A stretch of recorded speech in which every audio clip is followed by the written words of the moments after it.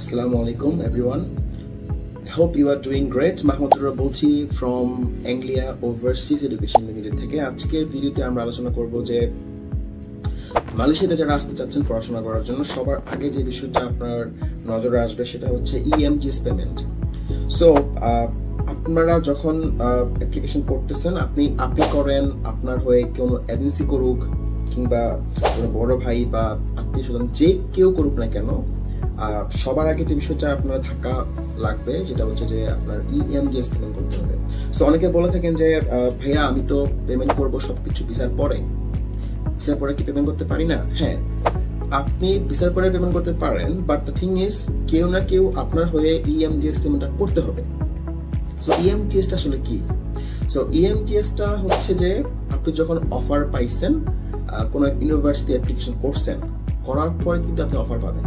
তো অফার পাওয়ার সময় আপনাকে অফারটা যখন পাইছেন তখন সেই আপনার কমপ্লিট ভিসা প্রসেসিং যে সংস্থা করবে বা যে এজেন্সি করবে, গভর্নমেন্ট বডি করবে, সেটা হচ্ছে EMGS। যে তো যখন আপনি অফার পাইছেন, অফার পাওয়ার পরে ফার্স্ট স্টেপ হচ্ছে ইউনিভার্সিটি বলবে যে প্লিজ পে EMGS পেমেন্ট। তো EMGS এর ফুল মিনিংটা হচ্ছে education Malaysia global services, established on 13th of April 2012. So EMGS is a company limited by guarantee under the purview of the Ministry of Higher Education. So it also a wing, government wing.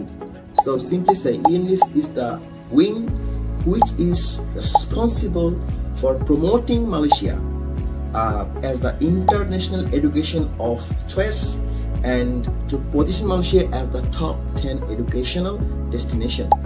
So এবং যদি further আমি বলতে চাই EMGS সম্পর্কে যে EMGS also the principal body that manages the movement of international students in Malaysia, including facilitating the visa processing. So EMGS ছাড়া কোনোভাবে মালয়েশিয়াতে আসা পসিবল না পেমেন্ট ছাড়া। EMGS যদি আপনাকে বলে যে না ভিসা রিজেক্টেড, EMGS তে হচ্ছে না, আপনার স্টুডেন্ট ভিসা আপনি আসতে পারছেন না। সো EMGS এ ডকুমেন্ট আপনি যখনই আপনি আপনার ভিসা প্রসেসিং শুরু করতেছেন, মেক শিওর করবেন আপনার সব ডকুমেন্টস যেন ঠিক থাকে, সব ডকুমেন্টস আপনি আগে অ্যারেঞ্জ করবেন, সব ডকুমেন্টস যেন হাতে থাকে, কোনো ফেক ডকুমেন্টস প্রোভাইড করবেন না, এতে করে আপনার পেমেন্টটা কিন্তু আপনি ফেরত পাবেন না যদি কোনো ফেক ডকুমেন্টস প্রোভাইড করেন। সো আমি আপনাকে আবার বলতেছি, কোনো ধরনের ফেক ডকুমেন্টস প্রোভাইড করবেন না এবং সব কিছু প্রিপারেশন নিয়ে সব ডকুমেন্টসগুলো হাতে আসার পরে দেন হচ্ছে সার্ভিস এই স্টেপটাতে আপনি আসবেন। সো এই EMGS পেমেন্টটা আপনি কীভাবে করবেন? তো আপনি যেই অফারটা পাইছেন সেই অফার এটা কিন্তু আপনার হচ্ছে ইউনিভার্সিটির একটা অ্যাকাউন্ট নাম্বার দেওয়া থাকবে, সেই অ্যাকাউন্টে আপনি টাকাটা পে করতে পারেন, কিংবা আপনি এজেন্সিকে চুজ করতে পারেন এবং সেই এজেন্সিকে গিয়ে আপনি হচ্ছে আপনার পেমেন্টটা করতে পারেন। এজেন্সি হচ্ছে ইউনিভার্সিটিকে পেমেন্ট করে দিবে। পেমেন্ট করার পরে আপনার জন্য EMGS এ একটা অ্যাকাউন্ট ক্রিয়েট করা হবে। সো এই কাজটা করবে কি? এই কাজটা করবে ইউনিভার্সিটির জন্য আপনি কাজটা করবে, অ্যাকাউন্টটা ক্রিয়েট করবে। আপনি সেটা চেক করার জন্য আপনি ওয়েবসাইটে ক্লিক করে আপনি আপনার পাসপোর্ট নাম্বার দিয়ে লগ ইন করে আপনি হচ্ছে কিন্তু চেক করতে পারবেন এবং যখন আপনার অ্যাকাউন্টটা ক্রিয়েট করা হবে তখন সেটা 5% শো করবে। আচ্ছা, তো এই বিষয়টার জন্য আমি আপনাকে এই ভিডিওটা বানানোর রিজন হচ্ছে যে অনেকে পেমেন্ট করে, এজেন্সিকে পেমেন্ট করে এবং এটা অনেকদিন সময় পার করে এবং হচ্ছে অ্যাকাউন্টটা ক্রিয়েট হয় না এবং হচ্ছে সময় নেয়। তো এই জিনিসগুলোর জন্য ক্লিয়ারের জন্য বলতেছি যে আপনি এই ভিডিওটা করার রিজনটা হচ্ছে এটা যে আপনি যখনই কোনো এজেন্সিকে চুজ করবেন, যখন EMGS পে করবেন, আপনি মেক শিওর করবেন যেন তারা আপনার জন্য সেটা আপনি চেক করার জন্য যে বিষয়টা সেটা হচ্ছে আপনি ওয়েবসাইটটা চেক করতে পারেন এবং আমি আপনাকে একটা লিঙ্ক দিয়ে দিব। আপনি অবশ্যই সেটা করে নেবেন এবং ডাউনলোড করে একটা অ্যাপসও নামাতে পারেন EMGS এর। তো সেখানে আপনি চেক করতে পারবেন রেগুলারলি যে আসলে সে আপনি যাকে টাকা দিয়েছেন বা যে এজেন্সিকে টাকা দিয়েছেন কিংবা যাকে আপনি বিশ্বাস করে EMGS পেমেন্টটা করেছেন উনি কি আসলে কি পেমেন্টটা করেছে কিনা বা কি অবস্থা সেটা আপনি রেগুলার চেক করতে পারবেন। আচ্ছা, তো যখন আপনি ফার্দার আসি, যখন আপনি হচ্ছে EMGS পেমেন্টটা করে দিয়েছেন ইউনিভার্সিটি তখন আপনার অ্যাকাউন্টটা ক্রিয়েট করলো, 5% শো করতেছে। ওকে, দেন আপনি যখন EMGS যখন আপনার এই পেমেন্টটা রিসিভ করবে ইউনিভার্সিটির পক্ষ থেকে তখন সেটা 15% শো করবে এবং তার সাথে আপনার সমস্ত ডকুমেন্টগুলো কিন্তু ইউনিভার্সিটি প্রোভাইড করবে EMGS কে। তারপর হচ্ছে ভেরিফিকেশন হবে। ভেরিফিকেশনের পরে যদি কোনো ডকুমেন্টস মিসিং থাকে তাহলে EMDS আপনাকে বলবে, আপনি চেক করবেন, চেক করার পর দেখবেন যে আপনার লেখা থাকতে পারে যে আপনার MOI মিসিং আছে, কিংবা কোনো একটা ডকুমেন্টস মিসিং আছে, কিংবা আপনার হচ্ছে যে পাসপোর্টটা ক্লিয়ার না, ইমেজটা ক্লিয়ার না, কোনো না কোনো একটা সমস্যা যদি থাকে তাহলে সেটা আবার কিন্তু ইয়েলো শো করবে। যখন আপনি দেখবেন ইয়েলো শো করতেছে আপনি সমস্যা হচ্ছে, তখন আপনি আবার আপনার এজেন্সিকে কিংবা আপনার হয়ে যে কাজটা করে দিচ্ছে তাকে যোগাযোগ করবেন, নক করবেন এবং ফার্দার ডকুমেন্টস প্রোভাইড করবেন। সব কিছু হওয়ার পরে দেন আপনার 2 to 3 weeks এর মধ্যে সেটা 32% এবং দেন 35% হয়ে যাবে। সব ডকুমেন্টসগুলো যখন অ্যাকসেপ্ট হবে আপনাকে একটা স্টাডি অ্যাপ্রুভাল লেটার ইস্যু করবে, আপনি দেখতে পারবেন, আপনি সেটা ডাউনলোড করে ফেলবেন, ডাউনলোড করে আপনার কাছে রেখে দিবেন। আপনি তারপরে সেটা হচ্ছে আপনার EMDS 35% হওয়ার পরে EMDS যেটা করবে সেটা হচ্ছে EMDS ফার্দার আপনার প্রসেস করার জন্য হচ্ছে ইমিগ্রেশন ডিপার্টমেন্টে আপনার এইটা ফুল অ্যাপ্লিকেশনটা পাস করবে। পাস করার পর দেন সাবমিট করার পর দেন হচ্ছে ইমিগ্রেশন যখন আপনাকে অ্যাপ্রুভ করবে, আপনার এটা এই প্রসেসিং এর সময় মাঝখানে হয়তো 15 days মতো সময় লাগতে পারে, ডিপেন্ড করে 2 to 3 weeks লাগতে পারে। তখন আপনার যখন 70% হয়ে যাবে তখন আপনার হচ্ছে ফাইনালি আপনি একটা ইভেল লেটার পাবেন। সো স্টাডি পারমিটটা পাওয়ার পরে যখন আপনি এই ফাইনাল ইভেলটা পেয়েছেন তখন আপনি হচ্ছে যেটা করবেন, ভিসা অ্যাপ্রুভাল লেটার যেটা পাইছেন সেটা পাওয়ার পরে সেটা আপনি আপনার এজেন্সিকে দিবেন, কিংবা আপনি নিজে বাংলাদেশের যে আমাদের যে মালয়েশিয়ান যে কমিশন আছে সেখানে গিয়ে আপনি হচ্ছে ভিসার জন্য অ্যাপ্লিকেশন করবেন। এবং ভিসা পেতে আপনার 7 to 10 ওয়ার্কিং ডেজ লাগতে পারে, ডিপেন্ডস করতেছে, এটা ডিপেন্ড করে। তো পাওয়ার পরে দেন আপনি হচ্ছে প্লেন টিকিটটা বুক করবেন। প্লেন টিকিটটা কিন্তু আপনি আগে বুক করবেন না, কারণ হচ্ছে যদি আপনি আগে বুক করে ফেলেন হয়তো ভিসা পেতে লেট হতে পারে, এতে করে আপনি কিছু লস খাবেন। সো যাতে আপনার কোনো লস না হয় সেক্ষেত্রে আপনাকে বলতেছি আপনি প্লেন টিকিটটা কাটবেন আপনি ভিসা হাতে পাওয়ার পর।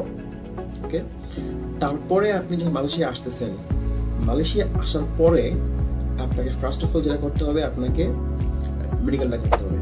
এটা খুবই খুবই গুরুত্বপূর্ণ। অনেকে বলে মেডিকেল করতে হয়, হ্যাঁ না, আসলে এটা ফেক, মেডিকেলটা অবশ্যই করতে হবে। সো এই ধরনের কোনো কথা আপনি করবেন না, মেডিকেলটা অবশ্যই করতে হবে। এবং মেডিকেলের জন্য যে সমস্ত জিনিসগুলো চেক করা হয় সেটা হচ্ছে আপনার হেপাটাইটিস বি, সি, তারপর হচ্ছে ইয়েলো ফিভার, তারপর হচ্ছে কোনো ধরনের আপনি যদি কোনো ড্রাগ নিয়ে থাকেন। সো এই বিষয়গুলো খেয়াল করে মাথায় রেখে দেন হচ্ছে আপনি এটা অ্যাপ্লিকেশনটা ফার্দার প্রসেস করার আগে এই বিষয়গুলো একটু খেয়াল করে নেবেন। তো আপনার মেডিকেলটা কমপ্লিট হওয়ার পরে, মেডিকেল স্ক্রিনিংটা হওয়ার পরে দেন আপনার এটা যখন সবকিছু ঠিকঠাক থাকবে আপনার দেন আপনার এটা 80% হবে।